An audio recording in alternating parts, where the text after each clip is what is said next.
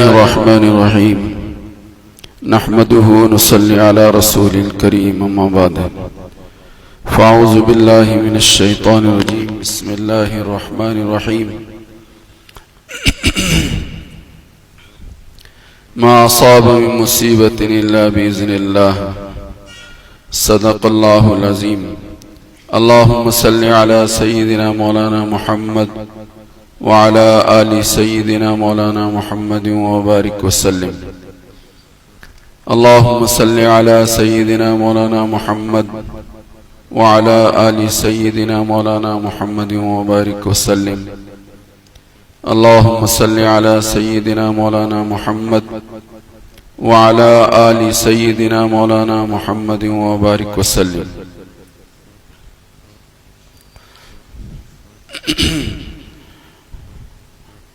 قرآن کریم کی اس چھوٹی سی مختصر سی آیت میں اللہ پاک نے یہ بیان فرمایا ہے کہ دنیا میں کسی بھی انسان پر انفرادی یا اجتماعی طور پر جو حالات آتے ہیں، پریشانیاں آتی ہیں، مصیبتیں آتی ہیں، وہ سب چھوٹی ہو کہ بڑی ہو، فرشی ہوں کہ عرشی ہوں، یہ سب ہیں اللہ کے حکم سے میں آتی ہیں۔ ما اصاب من مصیبت الا باذن اللہ۔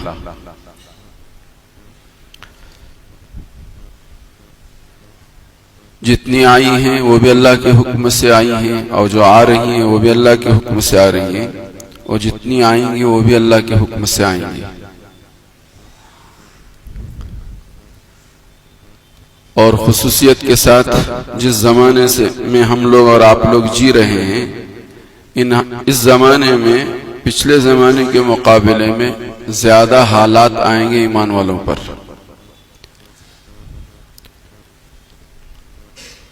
ظہور مہدی تک اور نزول عیسیٰ علیہ السلام سے پہلے تک جو حالات آئیں گے اس کی بھی نشاندہی سرکار نے کی ہے، جیسا کہ کنز العمال کے اندر ایک روایت ہے، یصیب امتی فی آخر الزمان من سلطانہم شدائد او کما قال علیہ السلام۔ پیارے نبی صلی اللہ علیہ وسلم نے فرمایا کہ میری امت پر آخری زمانے میں حکمرانوں کی طرف سے شدائد آئیں گے، جمع کا صیغہ استعمال فرمائے، ایک تکلیف دو تکلیف نہیں، بے شمار تکالیف آئیں گے۔ جمع منتہی الجموع کا صیغہ استعمال فرمایا ہے حدیث پاک کے اندر حضور علیہ السلام نے کہ حالات تو بہت آئیں گے۔ نشاندہی اس لیے فرمائی ہے تاکہ صد باب کے لیے کوئی کوششیں بھی ہو اور مسلمان اس سے گھبرائے نہیں۔ اس لیے سرکار نے قبل از وقت اس کی اطلاع دی ہے کہ یہ تو ہوگا، کہ حالات نہ آئیں ایسا نہیں ہو سکتا، حالات تو آئیں گے، عرشی بھی آئیں گے، فرشی بھی آئیں گے، حکمرانوں کی طرف سے بھی آئیں گے، اپنوں کی طرف سے بھی آئیں گے۔ تو دنیا میں ایسا تو ہوگا، تو حضور نے اس کی اطلاع اس لیے دی ہے کہ حتی الامکان ہم اور آپ مل جل کر اس بات کی کوشش کریں کہ ان حالات کا مقابلہ ہم کیسے کر سکتے ہیں، صد باب کے لیے ہم کیا کر سکتے ہیں۔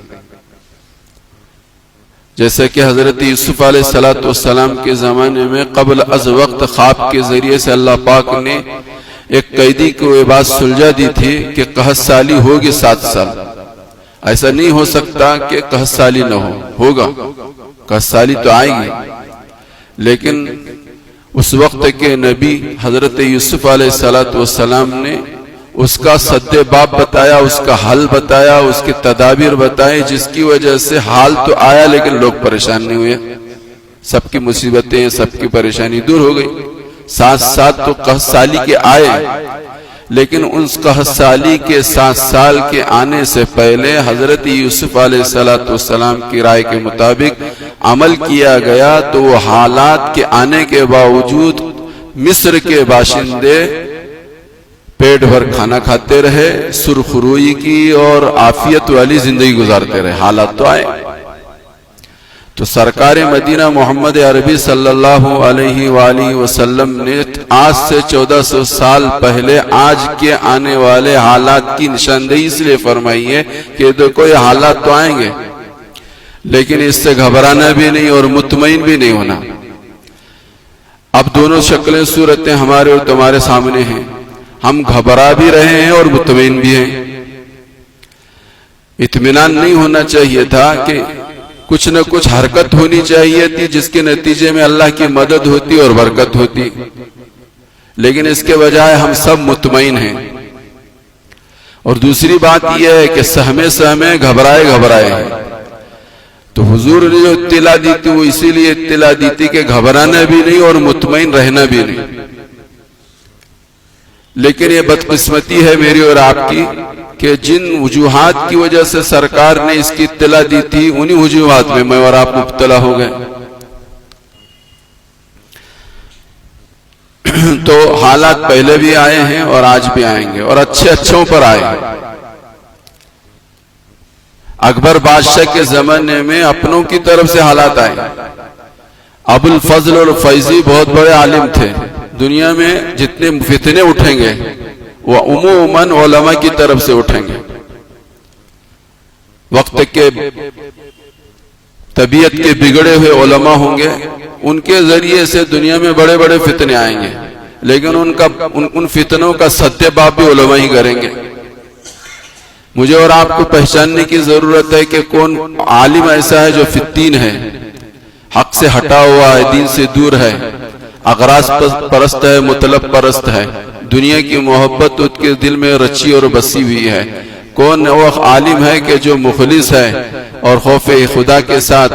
امت کی صحیح رہبری اور صحیح رہنمائی کرتا ہے؟ اس کو پہچاننا، اس کو پرکھنا میری اور آپ کی سب کی ذمہ داری ہے۔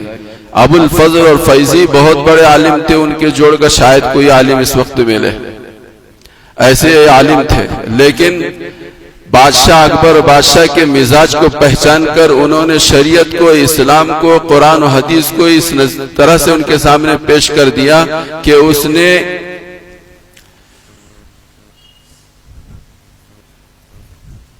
سارے دین کو ملا کر ایک دین بنایا، اتحاد ادیان، وحدت ادیان کا نظریہ پیش کر دیا، وحدت ادیان والا تصور اس نے پیش کر دیا۔ اور اس کے لیے ابو الفضل اور فیضی کام کرتے رہے۔ ابو الفضل اور فیضی نے اس کے سامنے سلجھایا کہ سجدہ تعظیمی شریعت میں، اسلام میں، قرآن میں، حدیث میں جائز ہے، سجدہ تعظیمی۔ اس کی وجہ سے ایک دین بنا جس دین کے اندر شراب کو حلال قرار دیا، سود کو حلال قرار دیا، سور کے گوشت کو حلال قرار دیا، گاؤں کے ذبیحہ کو ممنوع قرار دیا۔ اکبر بادشاہ نے یہ حکم نافذ کر دیا کہ جو لوگ مسلمان ہو گئے تھے، بے ایمان تھے، اگر وہ اب مسلمان سے مرتد ہو کر غیر مسلم ہونا چاہتے ہیں تو شرعی اعتبار سے ان کو اجازت ہے، وغیرہ ذالک۔ اس مذہب کے لڑکا اس مذہب سے نکاح کرے، اس مذہب کا لڑکا اس لڑکی سے مذہب والی سے نکاح کرے۔ یہ سارے وحدت ادیان کا ایک ایسا فتنہ کھڑا کر دیا جس کا نام رکھ دیا اس نے دین الہی۔ پورا ملک، اس زمانے کا ملک آج کا موجودہ بھارت اور ہندوستان نہیں ہے، اس زمانے کا ملک، اکبر کے زمانے کا جو ملک ہندوستان ہے وہ اس سے 2 گنا بڑا ہے، اس وقت جتنا بڑا ہے۔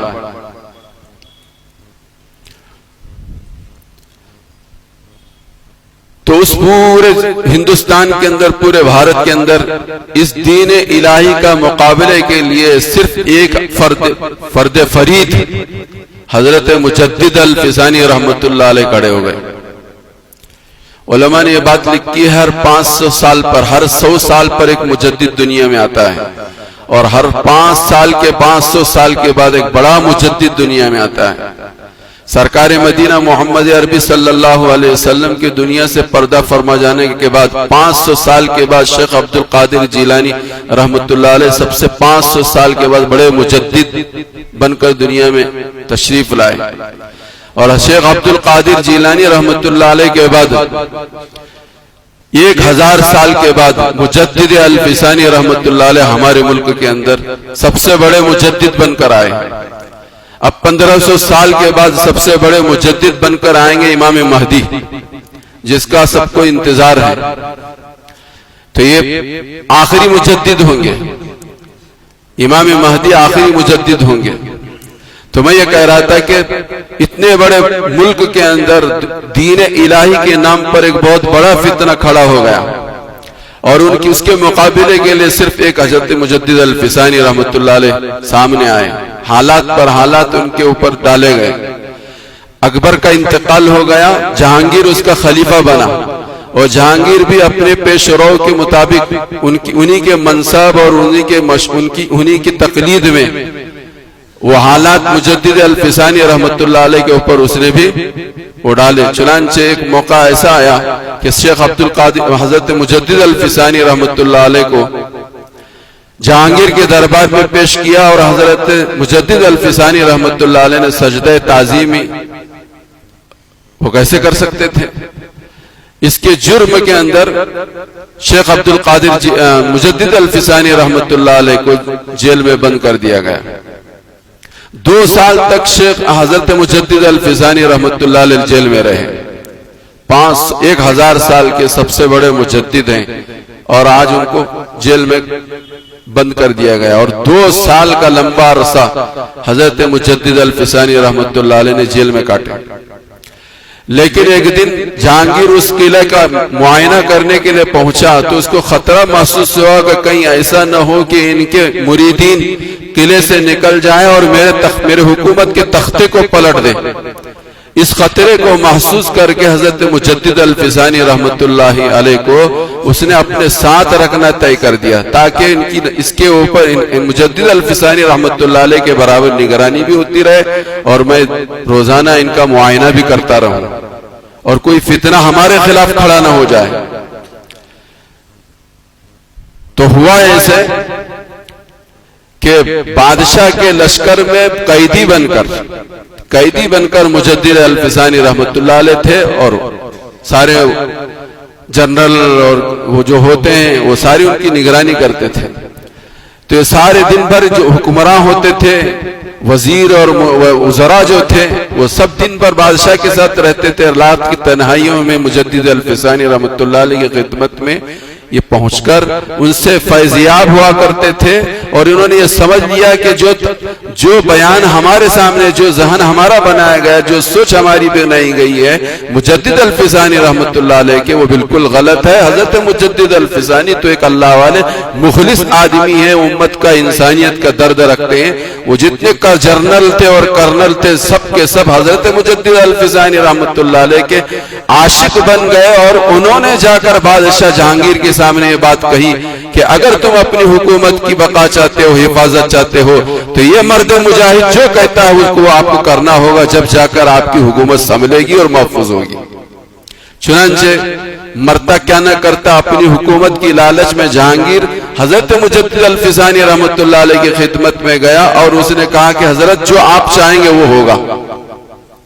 جو آپ چاہیں گے وہ ہوگا اب حکومت دنیا ملک کے اندر۔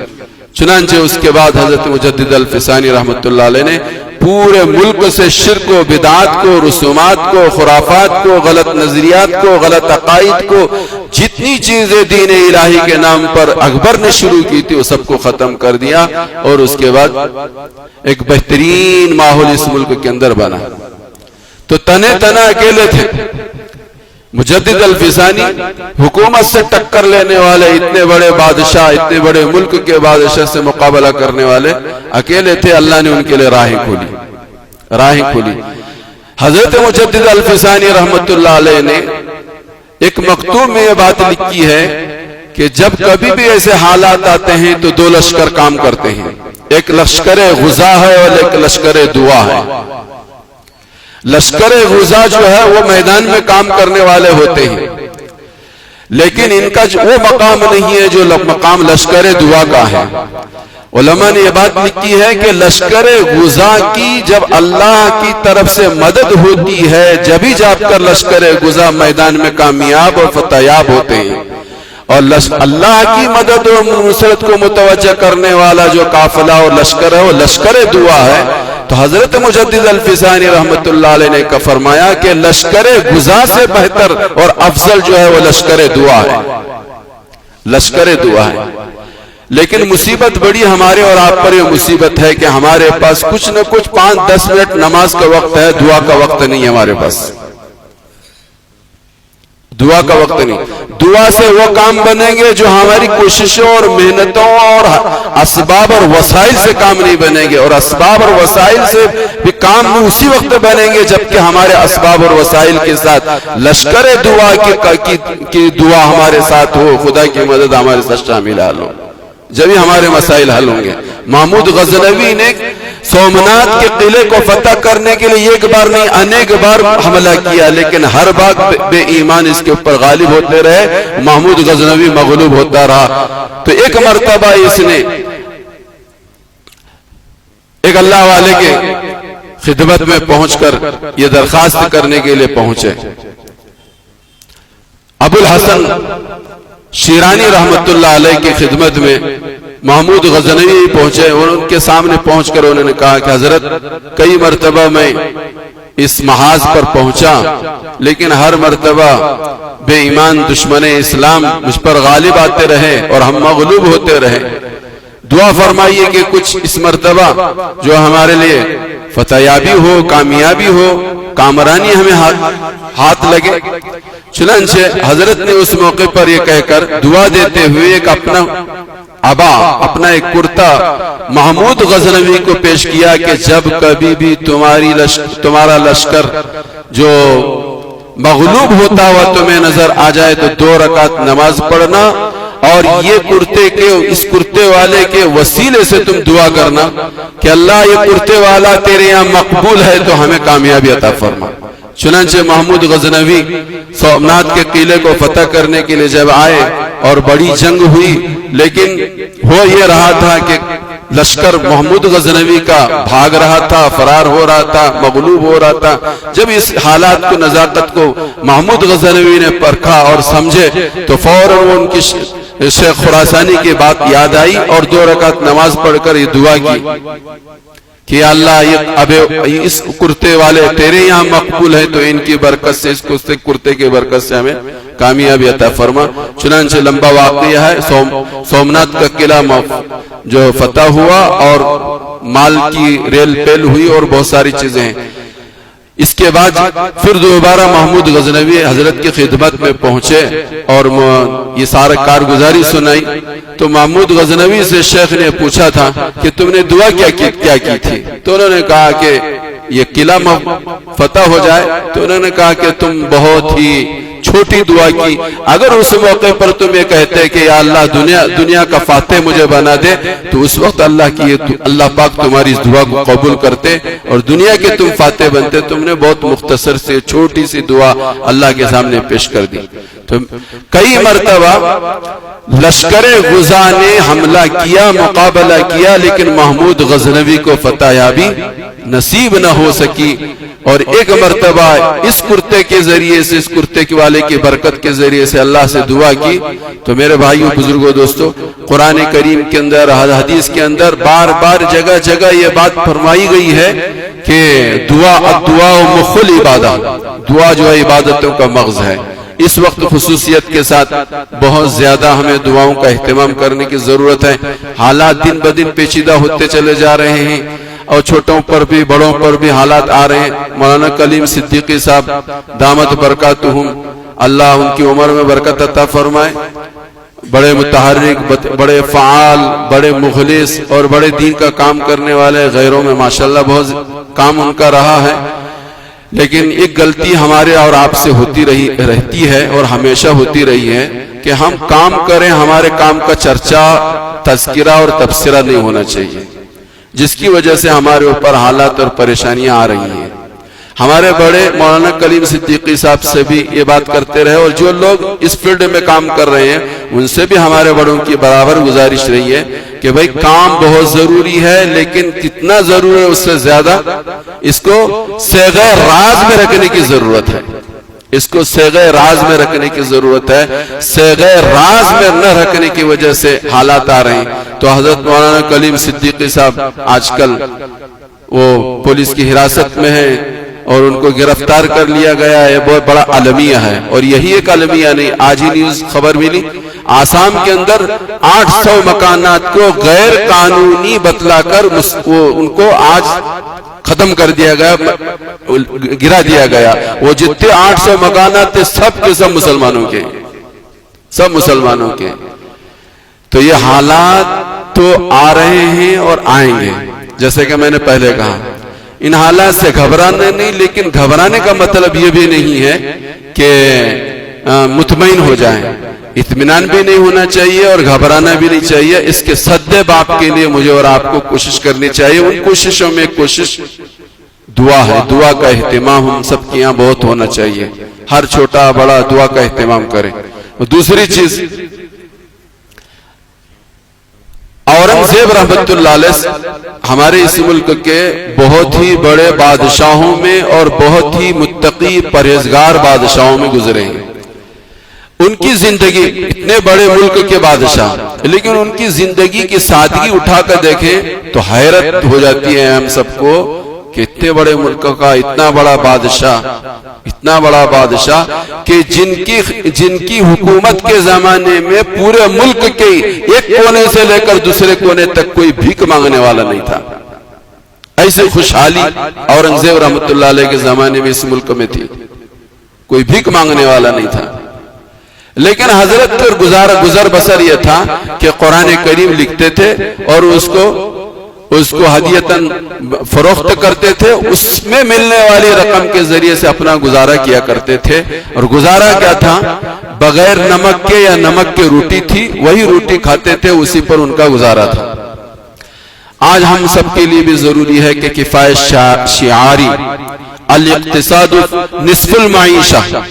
حدیث میں سرکار نے، اور میں کئی مرتبہ آپ حضرات کی خدمت میں بات رکھا ہوں کہ الاقتصاد فی النفقہ، خرچ میں اعتدالی اور اطمینانہ روی، یہ بہت ضروری ہے، آج کے زمانے میں بہت ضروری ہے۔ ہم ہمارے شادیوں میں، منگنیوں میں، اور خدا بھلا کرے، اللہ رحم کرے ہمارے اوپر، اب تو کیا کہتے ہیں بڈے اور وڈے اور گڈے، ان پر وہ خرچ ہو رہے ہیں جو کسی زمانے میں شادیوں میں نہیں ہوا کرتے تھے، کسی زمانے میں شادیوں میں نہیں ہوا کرتے تھے۔ یہ سارے اخراجات ہماری تباہی کا ذریعہ اور سبب ہیں۔ اس وقت مسلمانوں کو بڑی بیدار مغزی کے ساتھ اور بہت ہی دور اندیشی کے ساتھ، بہت دور اندیشی کے ساتھ اس مال کو اللہ کی نعمت سمجھ کر اپنی ذات پر کم، امت اور اس ملک کی حفاظت کے لیے اور انسانیت اور امت کی حفاظت کے لیے، امت کی ترقی کے لیے جتنا ہو سکے مجھے اور آپ کو اپنے جان اور مال کو لگانے کی ضرورت ہے۔ اللہ مجھے بھی اور آپ کو بھی سب کو سمجھنے کی توفیق عطا فرمائے۔ جو لوگ سنت نہیں پڑھے